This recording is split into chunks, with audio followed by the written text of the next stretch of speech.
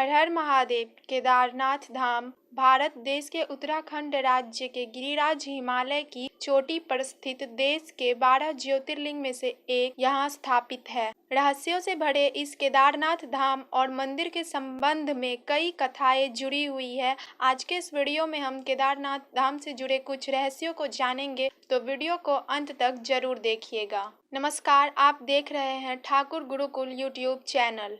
केदारनाथ धाम में स्थापित ज्योतिर्लिंग त्रिकोण आकार का है और इस स्थापना के बारे में कहा जाता है कि यहाँ पर भगवान विष्णु के 24 अवतारों में से एक महातपस्वी नर और नारायण ऋषि तपस्या करते थे। उनकी आराधना से प्रसन्न होकर भगवान शंकर प्रकट हुए। उनके प्रार्थना अनुसार ज्योतिर्लिंग के रूप में सदा वास करने का उनको वर दिया और तभी से महादेव यहाँ वास कर रहे हैं। वहीं इसकी स्थापना से जुड़ी एक और कथा प्रचलित है कि महाभारत के युद्ध में विजय होने के पश्चात पांडव भगवान शंकर का आशीर्वाद पाना चाहते थे और शिवजी बैल का रूप धारण करके अन्य पशुओं के झुंड में जा मिले। पांडव उन्हें ढूंढ रहे थे, तभी भीम ने उस बैल को पहचान लिया और बैल को पकड़ लिया। भगवान शंकर पांडवों की भक्ति दृढ़ संकल्प देखकर प्रसन्न हो गए और उन्हें तत्काल दर्शन दिया। उसी समय से भगवान शंकर बैल की पीठ की आकृति पिंड के रूप में केदारनाथ में पूजे जाते हैं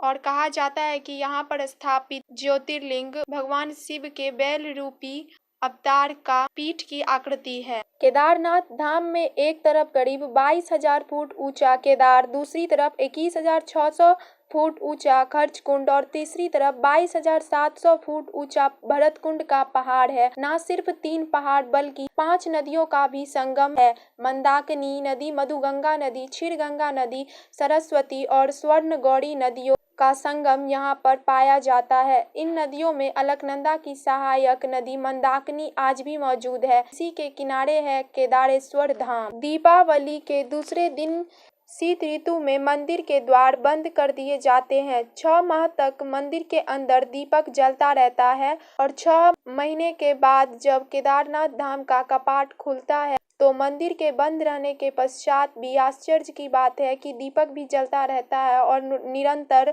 पूजा भी होती रहती है। कपाट खुलने के बाद यह भी आश्चर्य का विषय होता है कि सफाई वैसी की वैसी मिलती है जैसे कि कपाट बंद करने से पहले किए गए थे। जब मंदिर का कपाट खुलता है तो प्रत्येक वर्ष लाखों की संख्या में श्रद्धालु यहाँ पर तीर्थ यात्रा करने के लिए जाते हैं और ज्योतिर्लिंग का दर्शन पाते हैं।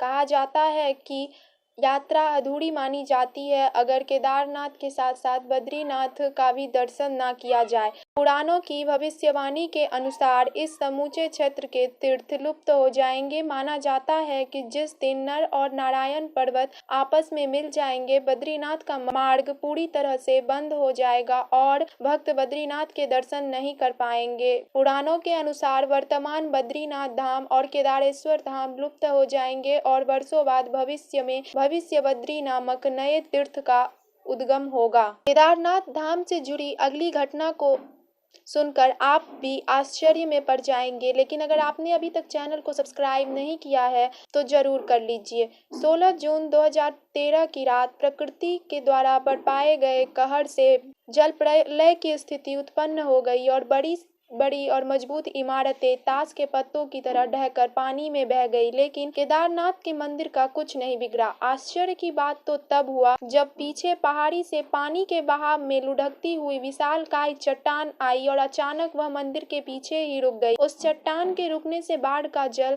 2 भागों में विभक्त हो गया और मंदिर कई ज्यादा सुरक्षित हो गया। केदारनाथ धाम से जुड़े रहस्यों की जानकारी अच्छी लगी हो तो वीडियो को लाइक करके चैनल को सब्सक्राइब जरूर कर लीजिएगा और कमेंट में दिल से हर हर महादेव जरूर लिखिएगा। धन्यवाद, मिलते हैं अगले वीडियो में।